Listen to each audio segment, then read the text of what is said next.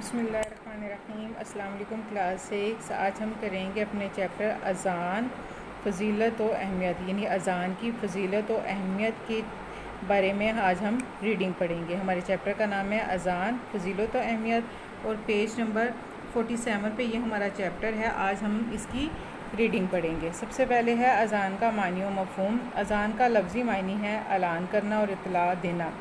نماز کا وقت ہونے پر عربی زبان کے چند مخصوص کلمات، یعنی کہ چند خاص جو کلمے ہیں بلند آواز سے پڑھے جاتے ہیں، ان کلمات کو اذان کہا جاتا ہے۔ یہ ہے اذان کا معنی و مفہوم۔ پھر ہے اذان کی ابتدا، یہ کیسے ہوئی؟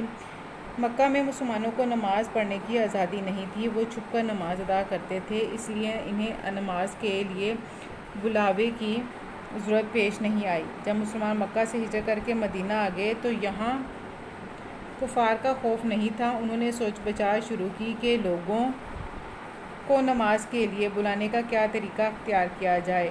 حضرت عبداللہ بن زید بھی اسی سوچ میں مگن تھے، یعنی مصروف تھے۔ چنانچہ ان کو خواب میں اذان سکھائی گئی، یعنی اللہ کی طرف سے انہیں خواب میں اذان سکھائی گئی۔ وہ صبح نبی اکرم صلی اللہ علیہ وسلم کے پاس آئے اور اپنا خواب بیان کرتے ہوئے کہا، میں اپنی نیند اور بیداری کی درمیانی حالت میں تھا، یعنی فل نیند میں نہیں تھے بلکہ وہ نیند اور بیداری یعنی غنودگی کی حالت میں تھے کہ ایک شخص آیا اور اس نے مجھے اذان سکھائی۔ حضرت عمر فاروق رضی اللہ تعالیٰ عنہ نے بھی نبی اکرم صلی اللہ علیہ وسلم کو بتایا کہ ایسا خواب میں نے بھی دیکھا ہے۔ آپ صلی اللہ علیہ وسلم نے فرمایا، انشاءاللہ یہ خواب حق ہے۔ پھر آپ صلی اللہ علیہ وسلم نے حضرت عبداللہ بن زید رضی اللہ تعالیٰ عنہ کو حکم دیا کہ حضرت بلال رضی اللہ تعالیٰ عنہ سے اپنا خواب بیان کرو تاکہ وہ اذان جو ہے وہ سیکھیں۔ چنانچہ انہوں نے حضرت بلال رضی اللہ تعالیٰ عنہ کو اذان کے کلمات سکھائے اور وہ انہی کلمات کے ساتھ اذان دینے لگے۔ یہ ہے اذان کی ابتدا۔ پھر اس کے بعد ہے نیکسٹ پیج پہ ہماری اذان کی اہمیت و فضیلت۔ اذان اسلام کی ایک اہم عبادت نماز کا اعلان ہے، یعنی کہ جو نماز ہے وہ اسلام کی بہت ہی اہم عبادت ہے اور جو اذان ہے وہ نماز کے لیے ایک اعلان ہے، اس لیے نماز کی طرح اس کی بھی بہت اہمیت ہے۔ احادیث میں اذان کی بہت فضیلت بیان کی گئی ہے۔ نبی اکرم صلی اللہ علیہ وسلم نے فرمایا، جب نماز کے لیے اذان دی جاتی ہے تو شیطان بھاگ کر اتنی دور چلا جاتا ہے جہاں اذان کی آواز نہ پہنچے، یعنی کہ اذان کی آواز سے شیطان کو بہت تکلیف ہوتی ہے۔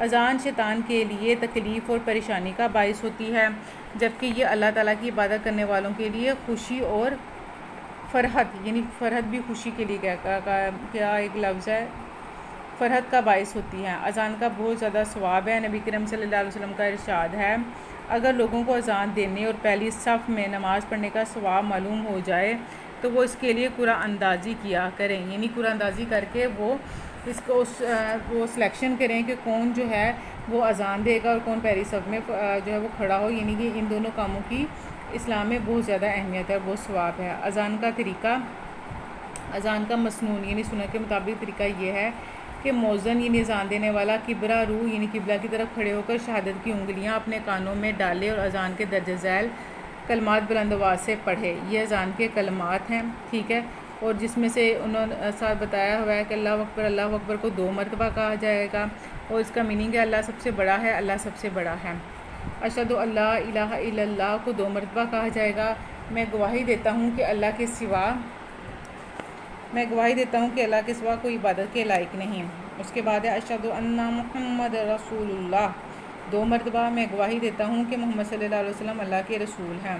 پھر ہے حی علی الصلاۃ، یہ بھی 2 مرتبہ کہا جائے گا، اس کا میننگ ہے آؤ نماز کی طرف۔ حی علی الفلاح 2 مرتبہ بولا جائے گا اور اس کا میننگ ہے آؤ کامیابی کی طرف۔